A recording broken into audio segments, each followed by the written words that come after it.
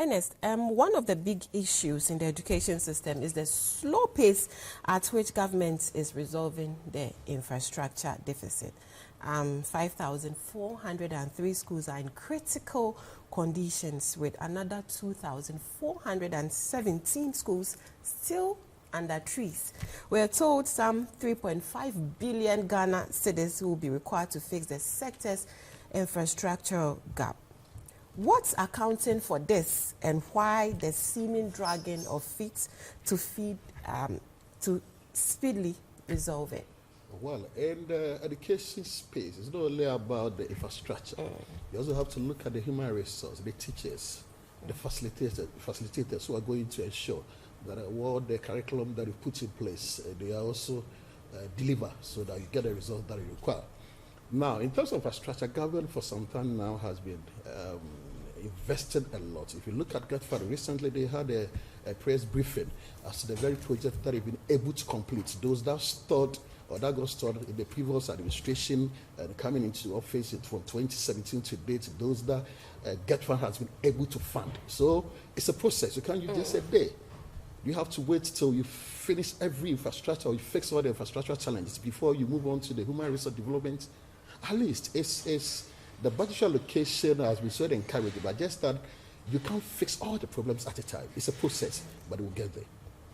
In 2023, budget only was 2.7 billion, which was allocated to, which constitutes only 12%. 2023, in the 2023 budget, yeah.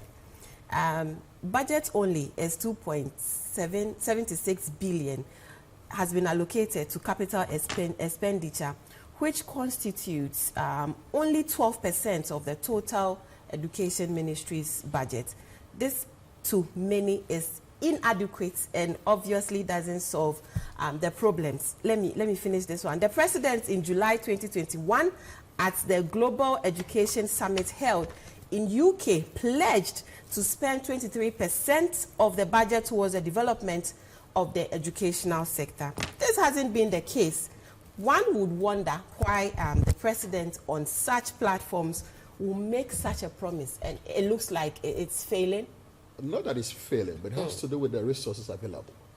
You can project, but as to getting the resources in order to send it to the education sector is also a different thing altogether. So I would not say that it's a failed promise that the president made.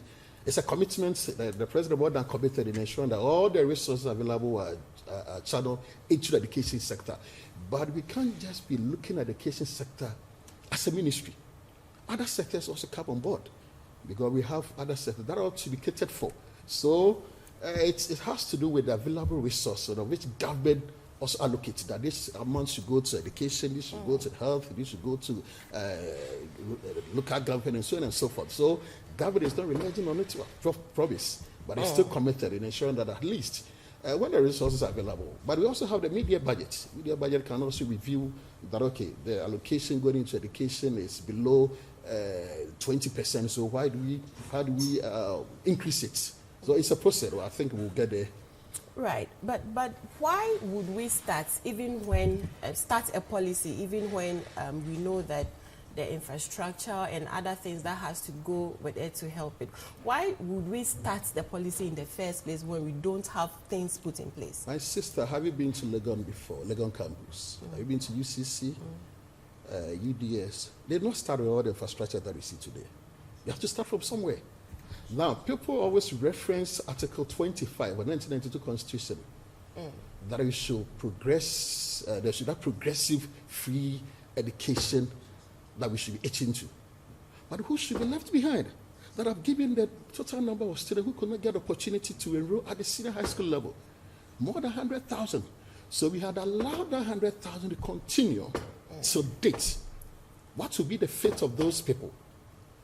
In the end, they will turn to be a liability to the state. I mean, imagine the consequences of it. So who should be left behind? So the free SHS that has increased enrollment, for me, is a step in the right direction that all guardians must embrace. We should at least continue to support government in that drive. Now, let's talk about EduWatch. They have observed that the performances of pupils and students were failing due to poor monitoring and supervision. What would you say on that? Well, I do respect opinions or the findings or the validated opinions that are normally put out by civil society organizations. But there are sometimes how do you call it, the questionnaire or the people that they do interview sometimes not reasonable or not representative. Because I don't know where they stand and the kind of people that they had engagement with, that of which they came up with that information. Because at a point in time, you begin to ask yourself whether they went to the ground to interview the teachers. Government is committed, regardless of what their findings is giving us. But at a point in time, they also try to make certain issues so sensational so that media will talk about. I don't think this is anything to buy into. What are some of the challenges that the policy has faced? Any policy that you intend implementing is bound to face challenges. Right. But when you face those challenges, how do you overcome them? How do you override them? Now, the major challenge has been infrastructural gap. And as I earlier indicated, 2018, it became necessary to introduce double-track system. And that double-track system, I can confidently tell you that most of the schools have weaned themselves from the double-track syndrome. Now they are running single track. So almost every single senior high school that we visit across the country, infrastructures at various stages of completion, whether dormitory, classroom blocks, teachers' bungalows, and so on and so forth. So we saw that it was the biggest challenge, and we tackled it head on. Then another one has to do with the feeding. Right. With the feeding 2017, 2018, 2019, everything was moving on efficiently. But 2022, now imagine the external pressure that is coming on governments. Most of the things that we supply to the schools are also imported into the country. So the suppliers, those who have contract with the buffer stock, sometimes they decline. That I can't continue to supply when my money, because when we supply, they have a contractual agreement, we are supposed to be paid within 90 days. So if the money delays a bit, then they also begin to murmur whether they can still have that resources to continue with the supply chain, this and that agreement they have established with the buffer stock. So, but by and large, government has been able to, or anytime there is a challenge, government tries to come in to ensure that we supply those schools as to their needs and so on and so forth. Then another one has to do with human resources. As I earlier indicated, we need teachers. And those teachers, how do you train them? After they train them, how do you deploy them? As soon as you deploy them, you recruit them officially, you have to pay them. So that one was also something that government tackled head on. Going into 2020 election, we recruited close to 100,000 teachers at the second circle level. And now if we come to the KG, P1 up to junior high school 2, every year, those who complete all the 46 colleges of education are also given automatic employment. So that is basically what government is doing to ensure that the free SH policy is giving that necessary boost. Right. Now, you didn't talk about textbooks. At there, I think I was even expecting you to ask me about some of the contributory factors of which we are seeing that reasonable, appreciable results in 2022. Sure, we'll come to that. But you've mentioned most of the challenges it's facing, but you didn't speak about textbook, which has been a major issue. With the textbooks, ideally, for every 5 years, any education policy should have that stakeholder engagement to review the curriculum that is being implemented. But in other parts of the world, sometimes because of financial challenges, we are not able to do that. So when it became necessary to change the curriculum at the pre-tertiary level, you can't just start a policy or change the curriculum, then within 6 months or a year, then you start printing books. No, it doesn't work like that. You must engage certain people, the experts in various fields. And we are not dealing with only one subject, English or mathematics. RME, all these have to come into play. So you have to engage experts to also give to make their input, so that at the end of the day, you validate the input, then you can roll it out. So I think if you could remember last 2 years, a certain balloon cancer. I think you saw the content of it, which it's tag a certain tribe or something. I don't want to go into that, but it wasn't the best. So quality assurance is very important. That the very books that are being put out, are you ensuring that what is being put there? Because in a day or a year that is still going to use the book, at least that book should reflect the social, the socio-cultural background of the very people who are going to benefit from it. So these are some of the challenges that we had to face. But now I can confidently tell you that all the books are the various stages being distributed to the district and regional education directorates for onward transmission, transportation or transport to the very people who be getting it. How many schools have been beneficiaries of these textbooks? Well, I don't have the data now. Yeah, I had a meeting with the procurement director at the Ministry of Education. So they were working around the clock to get me the data.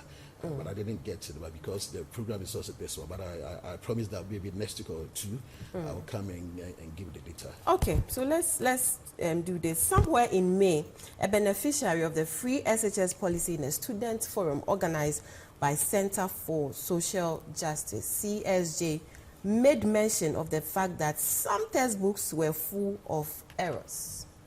What will you say accounted for this? So I don't know the kind of this. So that child, is it a SHS or? She's a beneficiary. No, she had been. No, we know something. The SHS level, what government has been doing is that all the court tests have been provided. And before the provision of all these books, quality assurance processes were followed through accordingly, strictly.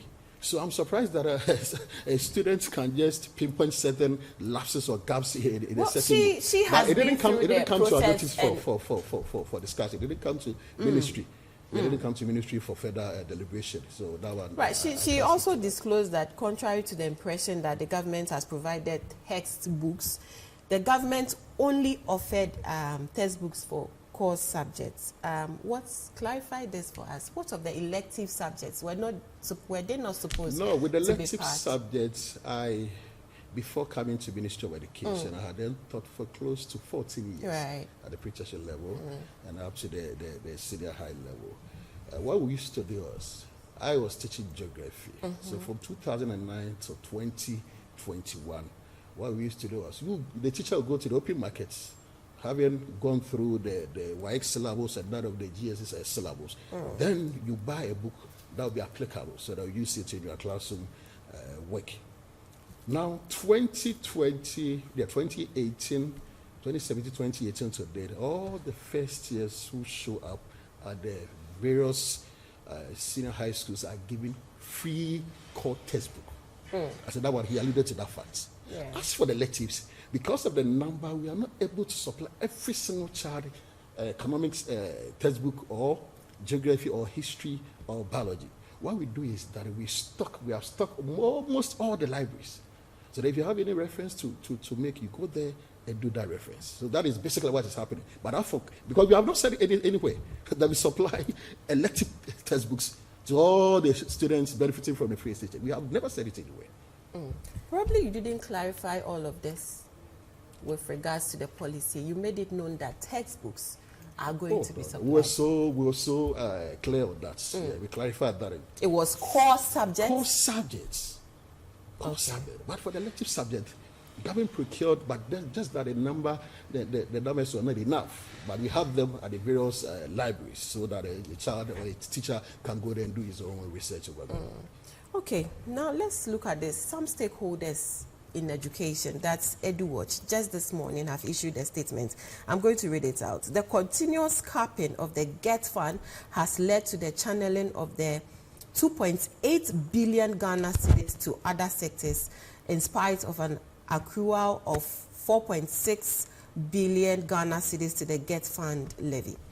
If the finance minister listens to the calls by Parliament and CSOs to uncap GET fund, it would free 2.8 billion Ghana cedis capable of building 80% of basic schools under school trees, sheds, and dilapidated structures in just a year. What do you make of this? Well, I've not gotten an extensive briefing from the GET fund, but I believe that there is a good reason for capping as to the amount that they are supposed to channel into the infrastructure facilities that at the pre-tertiary or the tertiary level they require.